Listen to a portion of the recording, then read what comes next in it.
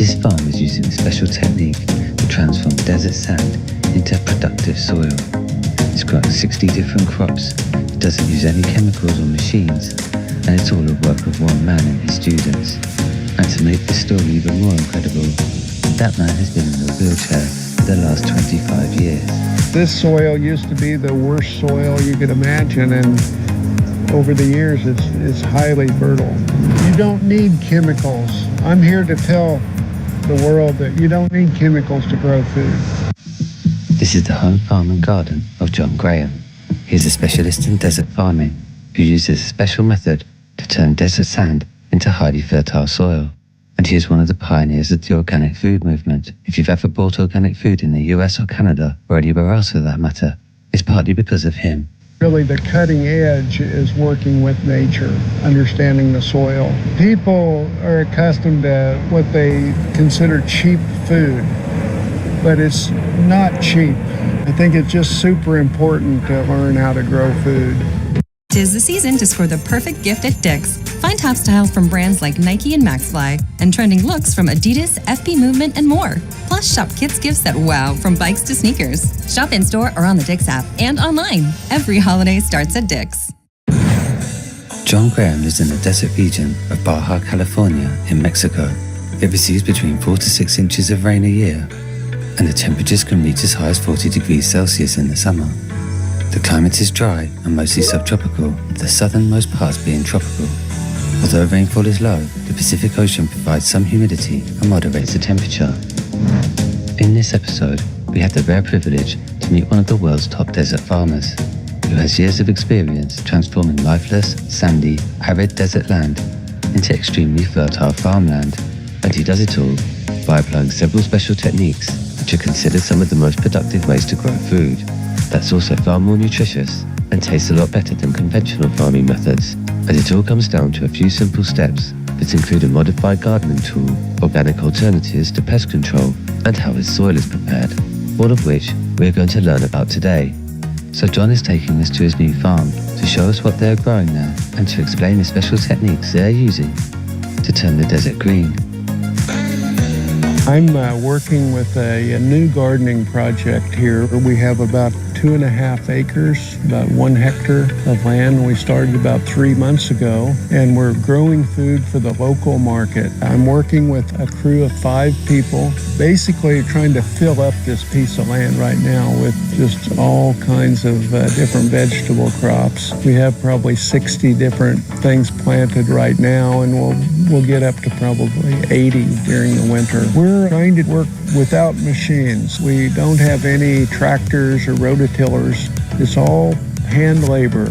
We're not like anti-tractor or anti-machines. It's just a more productive way of managing a small farm.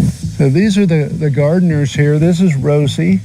Has a number of years of experience as a gardener. She's a world-class gardener. This is Tanya. Tanya has a stand at the farmer's market. She makes like a prepared food. And so we're growing all of the things that she'll use in her farmer's market stand here in the garden. Carmen has worked for me for over 20 years. And she's a key part of this garden. And then Alexis is a young fellow that's learning the art of gardening. We started a local organic farmers market here over 20 years ago. It's been going ever since. It's all about local production and talent, what talents we have in the community of people that live here. We just basically opened up the place and it grew like people and vendors kind of grew together. At John's house, there is food growing everywhere. It is the headquarters for his farming operations. There is a seed bank to collect and store seeds. There is a specially designed plant nursery, and it's where food is prepared for marketing deliveries. The entire property has been adapted with a system of pathways and ramps so that John can access everything in a wheelchair. We produce all of the seedlings for the big garden here. We grow them in these flats, and that just gives us control. We can control, how many plants are being planted out, opposed to direct seeding in the garden. That can be kind of risky. So this just improves the odds. And we plant continuously, like every week we're planting new things. We use a drip irrigation, and it's really in this climate, in the sandy soil, the dry climate, it's really ideal system. We use organic pesticides like pyrethrum, it's a chrysanthemum flower pesticide. Also neem, these trees here are neem, and the seeds that make a biological pesticide. And then soap, we'll use like agricultural soap. And those are the main three things that we use, but we're observant to any kind of diseases, or if we have a problem, we'll rogue the plants out and plant a healthier plant. So we're constantly monitoring the garden to try to take care of pest problems, as they occur before they get out of hand. That's really the key. Now, another thing we do in the garden is we don't have any kind of monocropping. It's all mixed up. The bed might be 50 meters long and have 20 different crops in it. So by having a constant change, there's not like one whole area that's susceptible to one pest. It's very diversified, and we kind of minimize the pest problems by doing that. We have about 80 different vegetables and herbs. There's not a huge risk in failing. When you have 80 different crops, if one of them doesn't work out, that's no big deal. Most people, especially people beginning in gardening, worry too much about insects, I think. At least half of the insects are beneficial. So it's a matter of encouraging the right mix of life in your garden. Like yellow flowers attract certain beneficial insects, or they draw insects that instead of attacking, your garden crops, they focus on the yellow flowers. They're distracted. Or like basil, for example, is very aromatic, and crops like that can repel certain insects.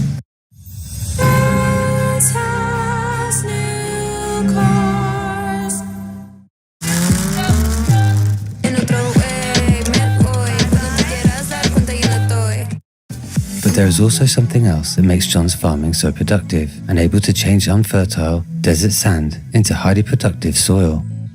And it all comes down to a special technique he learnt on a trip to England from the methods of an inspirational organic gardening pioneer. Alan Chadwick was an Englishman, a master gardener, who inspired many young gardeners back in the 60s. He's a very eccentric gardener, but he started the whole French intensive biodynamic gardening, a movement, you might say. And I was fortunate enough to, in England and at Emerson College, to study under his disciples. So I learned the deep bed gardening method, sometimes called double digging or trenching, and that's kind of in a nutshell, that's our style of gardening. The gardening beds are cultivated every 2 or 3 years. We dig them, and they're like, say, over 2 feet deep, cultivated. And then we never walk on them. There's never any compaction. The beds are permanent. They're in continuous production. So when one crop goes out, we put another one in. And we try to maintain something growing in the beds all year round. We use 2 tools. So we use a gardening spade and a gardening fork. And we dig and loosen the ground with those 2 tools up to 2 feet deep. And then on the very top layer, we make a very fine surface so we can plant into that. For cultivating the beds, we use a version of what's called a broad fork, which is a wide implement that has spikes in it with long handles, and you push it into the ground and pull it backwards, and it loosens up the soil without inverting it or turning it over. So what we've done is we've modified the broad fork by making machete blades, a series of 18-inch machete blades. Like I think we have 8 of them on the frame. And with our light and sandy soils, we're able to penetrate the soil and pull that back, so we just get more depth. Soil has its own universe of life, and there are different levels and what's called soil structure. And we don't want to disturb that. In modern agriculture, we do. We turn it over. But what we're doing is we're kind of killing back the life in the soil and then adding fertilizers or the nutrients that plant needs. And the whole idea of loosening the soil without inverting it is to maintain the soil structure, but introducing air. And where air goes, water can go. So it just opens up the drainage and the aeration of the soil, and it makes an environment that roots can penetrate into that soil. And one of the concepts of organic agriculture is the soil feeds the plant. We don't feed plants. We take care of the soil, and the soil takes care of the plant. That's the concept. In order to raise the fertility of the sandy soil, John and the team are continually adding special ingredients to build up the life in the earth, which includes a recently discovered method used by ancient civilizations in the Amazon. We use compost. Compost is just an all-around good thing for soil, especially here because we have very sandy soil with low organic matter, and so the compost raises the organic matter. Scientists used to think that the Amazon was unpopulated before the Europeans arrived. That turns out not to be the case. It turns out that the Amazon basin was densely populated, and along the rivers and tributaries of the Amazon, they found very rich black dark soil. In Portuguese they call it terra preta. It turns out that this is man-made soil. It isn't a naturally occurring soil. Part of that was using charcoal in the soil. The charcoal, which they call biochar, the charcoal is the char part, but the bio is it's inoculated with beneficial organisms. And charcoal has an amazing amount of pore space. If you look at it under a microscope, it's just full of pores. And so the charcoal can absorb beneficial nutrients and keep them in the soil for long periods of time. The carbon doesn't break down beyond the charcoal. It's pretty much a permanent thing in the soil. It also absorbs several times its weight in water, and so it helps retain moisture in the soil. The only difference between charcoal and biochar is the bio. So we grind up the charcoal and add it to compost. In producing the biochar, end product of that or a byproduct is ash. So we also use the ash in the compost because it's basically minerals. It's just the minerals that are left over from the burning. But we also use it in the garden as an ant control. Ants don't like ashes. We found that you can sprinkle ashes around plants that are attacked by ants, but it has to be dry. Once it's wet, it doesn't function in that regard. This soil used to be the worst soil you could imagine, and over the years it's highly fertile. Well, I was in a traffic accident driving up to the States probably, 25 years ago, and the car rolled, and I was luckily the only person that was injured, but I broke my back, and so... Love that. So for Mom, I was thinking... I thought she didn't want anything. Oh, like when she says she doesn't want any fries? And she eats all her fries. Exactly.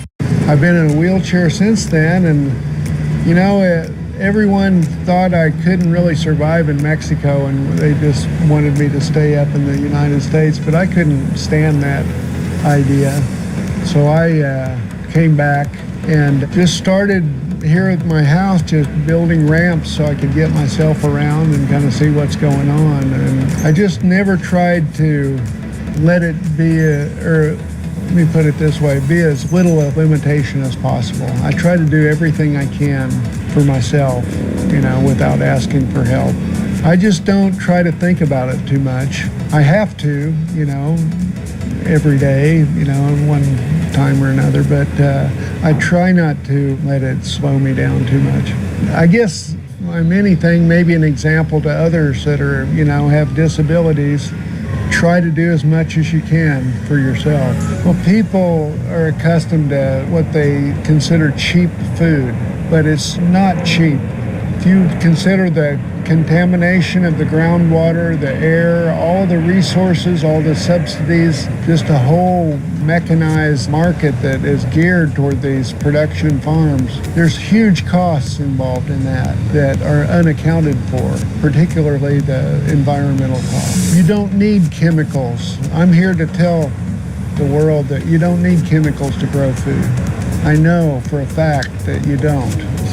The cutting edge is working with nature, understanding the soil, the plants, what makes them tick. We need to learn a new way. And the new way is really not so new, but it's becoming aware of what we can do.